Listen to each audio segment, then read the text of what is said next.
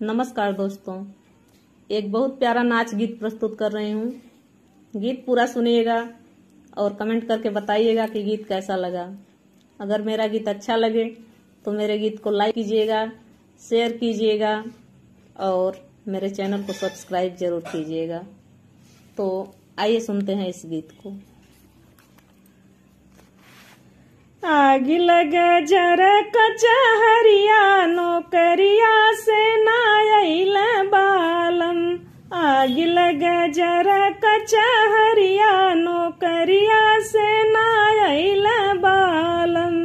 सोने की थाली में जेवना परोसूं, सोने की थाली में जेवना परोसूं। जेवना में उगे जोरिया नौकरिया से नायल बालम। जेवना पे उगे जोरिया नौकरिया से नायल बालम। आग लगे जरा कचहरिया नौकरिया से नायल बालम। झझरे गेड़ुआ में पनिया भरवलो, झझरे गेड़ुआ में पनिया भरवलो। पनिया पे उगे जोरिया नौकरिया से नायल बालम।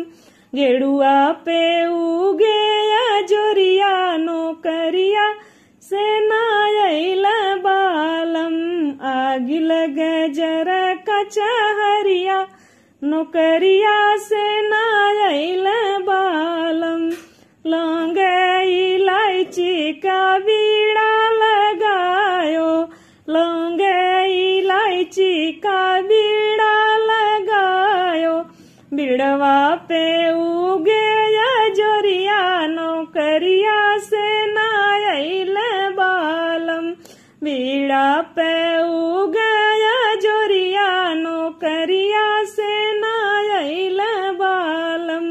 आग लगे जरे कचहरिया नौकरिया से नायल बालम। फूल हजारी कसे जल लगायो, फूलवा में चुनी चुनी से जय बिछायो। सेजिया पे उगे जोरिया नौकरिया से नायल बालम।